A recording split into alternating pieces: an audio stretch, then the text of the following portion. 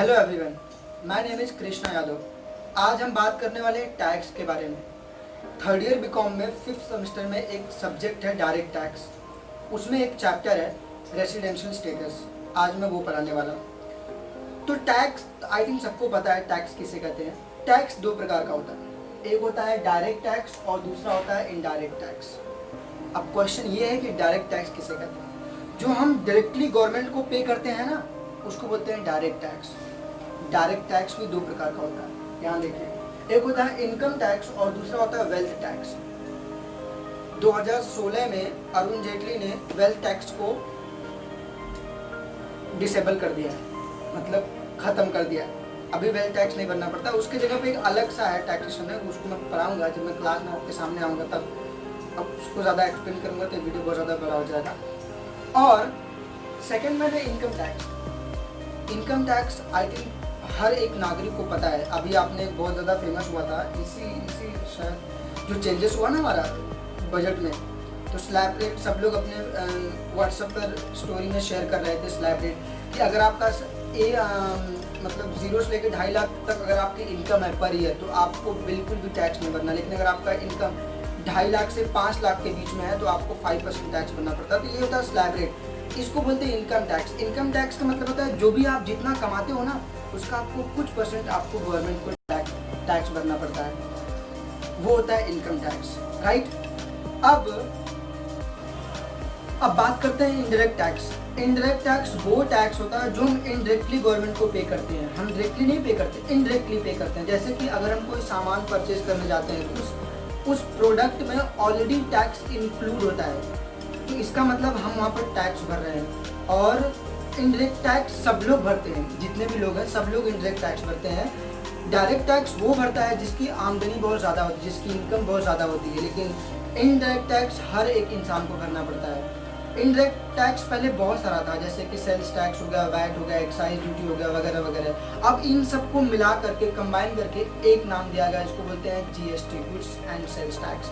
आप सबको पता ही होगा जीएसटी के बारे में, बट ज़्यादा डिटेल में आप पढ़ोगे 6th सेमेस्टर में, तब तक के लिए आपको इंतजार करना पड़ेगा जीएसटी के बारे में। अभी फिलहाल हम ध्यान देते हैं डायरेक्ट टैक्स के बारे में। तो डायरेक्ट टैक्स में बहुत सारे चैप्टर, मतलब डायरेक्ट टैक्स का मतलब होता है कि इनकम टैक्स, और इनकम टैक्स में कि आपको इनकम आमदनी आती कितनी, कहाँ से आपको इनकम आ रहा है, तो उसमें आपको सारे चैप्टर मिलेंगे। जैसे कि income from salary, income from house property, income from other sources, income from capital gain. And in सारे चैप्टर में एक और भी है, मतलब वो डिडक्शन वगैरह है। इन सारे चैप्टर में आपको एक मोस्ट इम्पॉर्टेंट चैप्टर मिलेगा जिसका नाम है रेसिडेंशियल स्टेटस, और वही मैं आज पढ़ाने वाला हूँ। तो चलिए स्टार्ट करते हैं और पढ़ते हैं रेसिडेंशियल स्टेटस के बारे में। रेसिडेंशियल स्टेटस में हम ये फाइंड आउट करेंगे कि बंदा रेसिडेंट है या फिर नॉन रेसिडेंट है, मतलब कि वो बंदा इंडियन है या फिर आउट ऑफ इंडिया का है। अब उसके लिए टैक्सेशन का सिस्टम बनाया गया है कि इंडिया का है या फिर कि इसमें पता है इस चैप्टर में दो फेज़ है। मतलब एक फेज़ में हम उसके फॉर्मूले पढ़ने वाले हैं कि कैसे फाइंड आउट करेंगे कि बंदा रेसिडेंट है या फिर नॉन रेसिडेंट है, और दूसरे फेज़ में हम क्वेश्चन करेंगे। तो उसका तरीका मैं बताऊंगा कि वो क्वेश्चन कैसे सॉल्व करेंगे, ठीक है। तो इसके लिए कई सारे फॉर्मूले हैं कि बंदा रेसिडेंट है या फिर नॉन रेसिडेंट है, उसके लिए फार्मूला बनाया गया है। ये एग्जैक्टली ऐसा क्यों किया था, जैसे अब अगर मैं आपको एग्जांपल बताऊं तो जैसे एग्जांपल ऐसा है कि अगर सपोज एक छोटा सा बच्चा अपने घर में रहता है और वो क्या करता है कि रोज़ शाम को निकल जाता है खेलने के लिए। तो एक दिन उसकी मम्मी क्या करती है ना, डोर को लॉक करके जाती है आगे से। तो वो जब मम्मी उसकी वापस आती है तो देखती है कि बच्चा खिड़की से कूद के भाग गया खेलने के लिए शाम को। फिर दूसरे दिन शाम को मम्मी फिर भाजी लेने आती है तो वो खिड़की बंद करके आती है। तो बच्चा क्या करता है, अलग अलग तरीके से अपने दोस्तों को फ़ोन ऑन करके वापस से आगे से डोर को ओपन करके निकल जाता है। मतलब कि इसका मतलब एकदम सेम टू सेम भारत सरकार जैसा है। अब इसमें हुआ क्या, भारत सरकार ने ऐसा नियम बनाया कि अगर आप कहीं दूसरे कंट्री से इंडिया में आते हो, इंडिया में रहते हो और 6 महीने तक आप इंडिया में हो, तो आप हो जाओगे रेसिडेंट, राइट। और तो जो लोग दूसरे कंट्री से आते थे ना, वो क्या करते थे, 6 महीने में 1-2 दिन बाकी रहता था ना, वो 9-2-11 हो जाते थे अपने देश में। अब भारत सरकार परेशान कि ये साले हर साल आते हैं और 6 महीना जैसे होने वाला होता है वैसे 9 2 11 हो जाते हैं। जैसे यहाँ पर मॉम ने क्या किया था, एक बार दरवाज़ा बंद कर गई थी, फिर खिड़की बंद कर गई थी। अब नेक्स्ट टाइम कुछ और जुगाड़ करेंगे ना अपने बच्चों को बाहर ना भेजने के लिए। उसी प्रकार भारत सरकार इसमें अलग अलग पैटर्न बनाए गए, अलग अलग नियम बनाए गए, जिसका नाम दिया गया है basic condition A, basic condition B. अगर ये सब हो गया तो फिर आएगा एडिशनल कंडीशन और एडिशनल कंडीशन 2, इस टाइप का है वगैरह वगैरह, मैं बताऊंगा अच्छे से डिटेल में। तो स्टार्ट करते हैं। आपको सबसे पहले ये समझना है कि बंदा रेसिडेंट है या फिर नॉन रेसिडेंट है, मतलब बंदा इंडिया का है या फिर आउट ऑफ इंडिया का है। तो उसके लिए नियम है, आपको पहचानना है कि अगर बंदा रेसिडेंट है कि नॉन रेसिडेंट। उसके लिए नियम ये है basic condition A and B. तो बेसिक कंडीशन ए क्या है, यहाँ पर ध्यान से देखिए। Basic condition A, basic condition थोड़ा इधर रखना।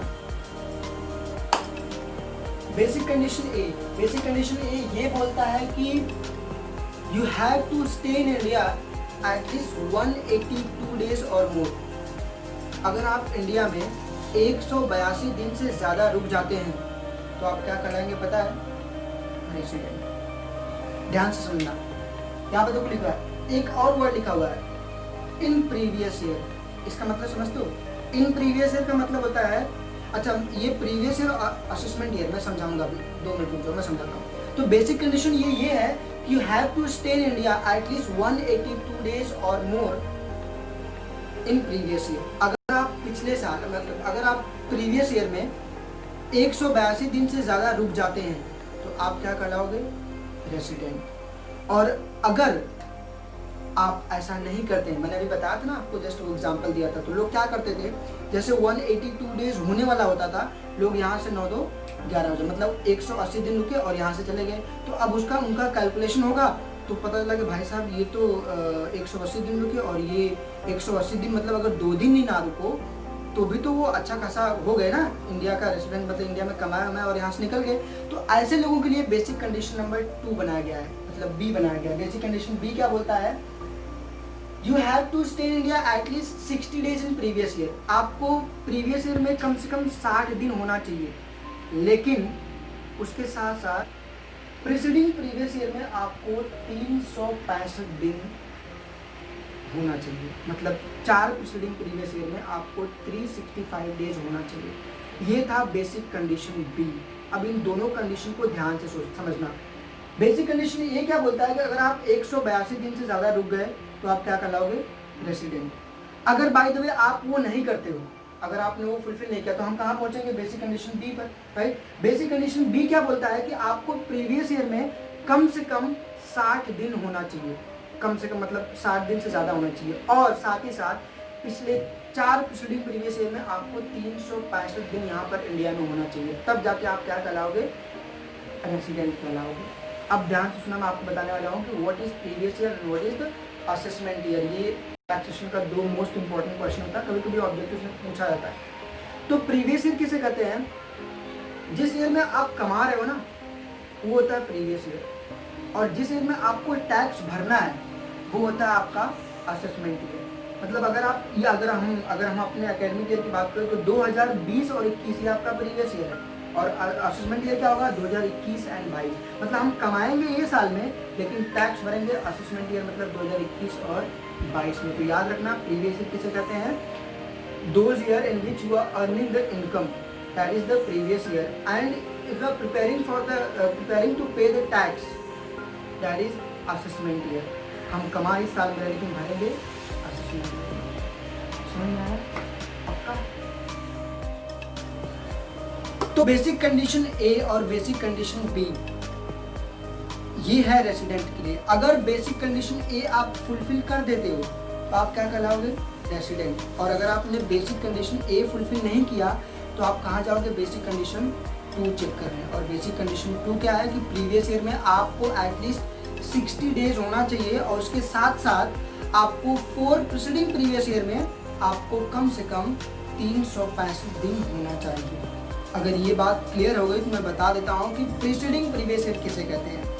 जैसे कि मान लीजिए कि ये हमारा प्रीवियस ईयर है 2020-2021 ये हमारा प्रीवियस ईयर। तो प्रीसीडिंग प्रीवियस ईयर क्या होगा, 19-20 उसके पहले 18-19, उसके पहले 17-19, है ना। इसको बोलते हैं प्रीसीडिंग प्रीवियस ईयर, मतलब प्रीवियस ईयर के जस्ट पिछला वाला साल, समझा।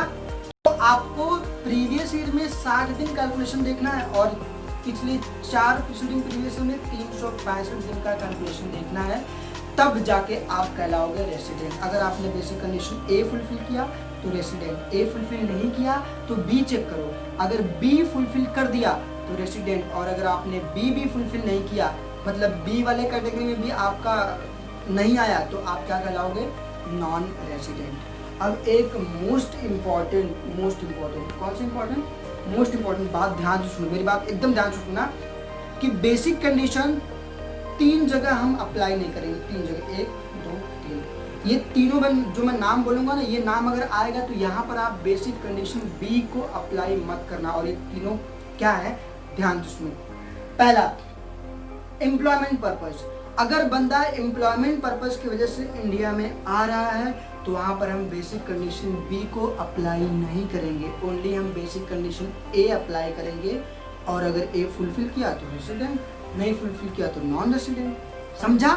हाँ, नंबर 2 है इंडियन ओरिजिन। अगर बंदा इंडियन ओरिजिन है और फॉरेन चला गया था और वापस आया इंडिया में घूमने के लिए वगैरह वगैरह, जो भी करना है, अगर बंदा इंडियन ओरिजिन है तो भी हम बेसिक कंडीशन बी को अप्लाई नहीं करेंगे। अगर आप ध्यान से डीप में सोचेंगे तो आपको पता चल जाएगा कि बेसिक कंडीशन बी अप्लाई करने की कोई ज़रूरत नहीं है। नंबर 3 है, क्या है, crew member of ship.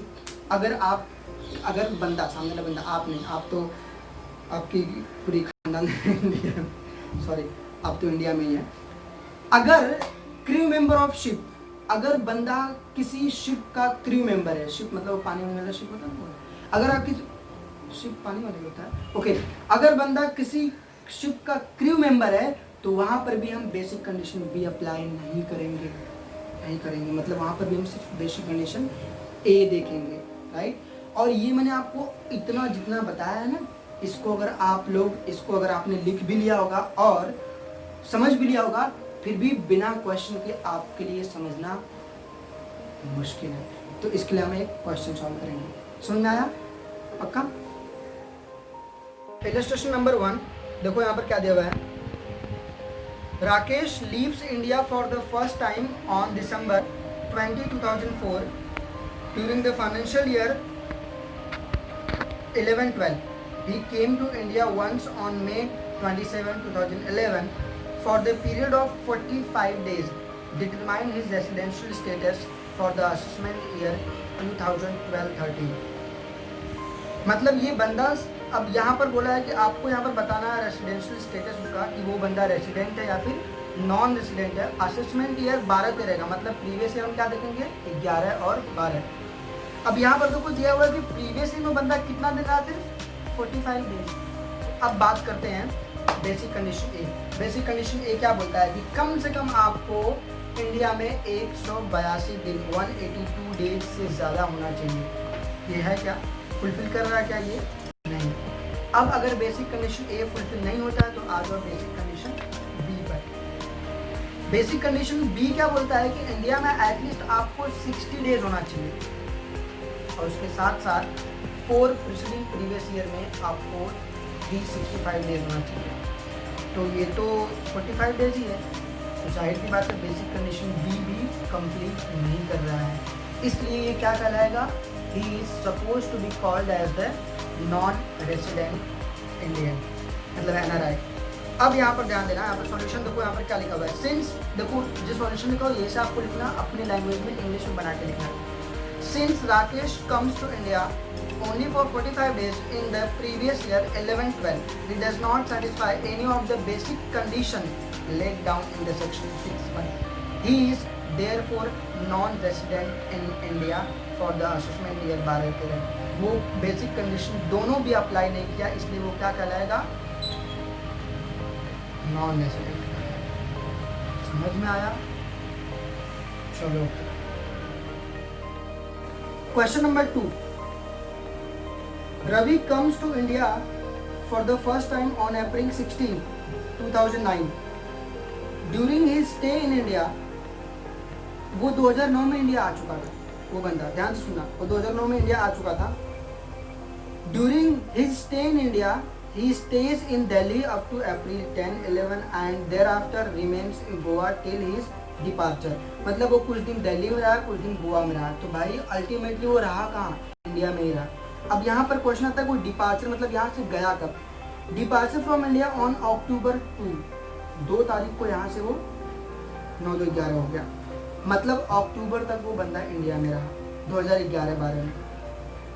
Determine his residential status for the assessment year 12-13, मतलब 2011 जब से स्टार्ट हुआ और फिनिश कब होता है पता है, 2011 स्टार्ट होता है 1 अप्रैल को और ख़त्म होता है 31 मार्च 2012 तक। ये तो आपको पता ही होगा ना, बेसिक सी चीज़ें हैं, राइट। तो अप्रैल से लेके अक्टूबर तक वो बंदा कहाँ रहा, इंडिया में रहा। तो 2011-12 मतलब होगा प्रीवियस ईयर। अब हमें प्रीवियस ईयर में फाइंड आउट करना है कि कितने दिन रहा।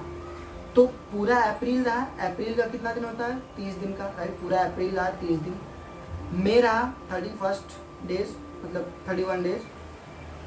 मई के बाद क्या था, जून, जून में भी कितना दिन रहा, 30 दिन। जुलाई में 31 डेज, अगस्त में 31 डेज, सितंबर में 30 डेज एंड अक्टूबर में सिर्फ 2 दिन, क्योंकि दो तारीख को तो चला गया ना, डिपार्चर हो गया, चला गया, राइट। तो 2 दिन सिर्फ अक्टूबर में आया। तो मतलब अब टोटल वो कितना दिन रहा, अगर आप इसको कैलकुलेट करोगे तो आएगा 185 डेज। कितना आएगा, 185 डेज। बताओ कौन सा कंडीशन फुलफिल हो रहा है, बेसिक कंडीशन ए या B, A. Basic condition A क्या बोलता है कि आपको इंडिया में एटलीस्ट कितना दिन होना चाहिए, 182 डेज। तो ये तो 185 डेज हो गया ना, मतलब he is called as the resident. सबको समझ में आया, राइट। देखो वहाँ पर सॉल्यूशन में देखो क्या लिखा हुआ है, आंसर क्या दिया हुआ है, he is in India for more than 182 days during the previous year and thus he satisfies the basic condition A, consequently he becomes resident in India। मतलब he satisfies basic condition and that's why he is called as the resident of India, right. तो आपको basically यही लिखना है और वो जो छोटा सा कैलकुलेशन यहाँ पर दिया सोल्यूशन, वैसे ही आपको कैलकुलेशन दिखाना है कि अप्रैल में कितना दिन रहा, मई में कितना दिन रहा, जून में कितना दिन रहा, वैसे ही। अब क्वेश्चन ये कि अगर आपको कंफ्यूजन हो रहा है, यहाँ पर देखो कंफ्यूजन में देगा कि दिल्ली में रहा, गोवा में रहा, अल्टीमेटली वो इंडिया में रहा। दूसरा कंफ्यूजन ये है कि अप्रैल में आया, 2009 में आया, उससे हमें मतलब नहीं है, मतलब है उससे, मतलब बाद में है।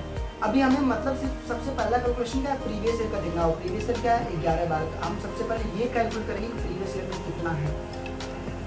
तो इसी के साथ आज का ये वीडियो हम यहीं पर फिनिश करते हैं। और वीडियो फिनिश करने के साथ साथ मैं आपको एक बात बताता हूँ कि जितने लोग ये वीडियो देख रहे हैं, खासकर मेरे स्टूडेंट, वो क्या करना है, इस क्वेश्चन को और जितना मैंने बताया है उसको लिख कर आप मुझे व्हाट्सएप पर सेंड कर दीजिए, ठीक है। ओके, आपको लिखना है जो भी मैंने फॉर्मूले बताया, जो भी मैंने अच्छे से बताया उसको लिखना है और क्वेश्चन लिखना है, उसका सॉल्यूशन लिखना है, तो वो सब मुझे व्हाट्सएप पर सेंड करना है। मिलते हैं अगले वीडियो में, तब तक के लिए अपना ख्याल रखें, सावधान रहें, सतर्क रहें, जिंदा रहें।